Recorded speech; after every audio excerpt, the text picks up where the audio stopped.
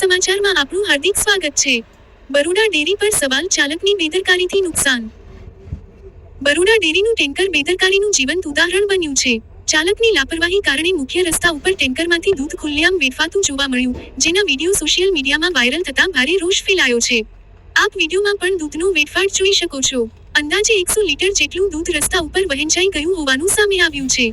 એક તરફ ગામડાઓના પશુપાલકો દિવસ રાત મહેનત કરી દૂધ ડેરી સુધી પહોંચાડે છે, ત્યારે બીજી તરફ આવી બેદરકારી તેમની મહેનત ઉપર સીધો ઘા મારતી હોય તેવું સ્પષ્ટ જોવા મળી રહ્યું છે। આ ઘટનાએ બરોડા ડેરીના તંત્ર અને વ્યવસ્થાપન સામે ગંભીર સવાલો ઊભા કર્યા છે। હવે સવાલ એ છે કે આવી બેદરકારી માટે જવાબદાર કોણ, અને શું તંત્ર સામે કડક કાર્યવાહી થશે કે ફરી એકવાર મામલો દબાવી દેવામાં આવશે?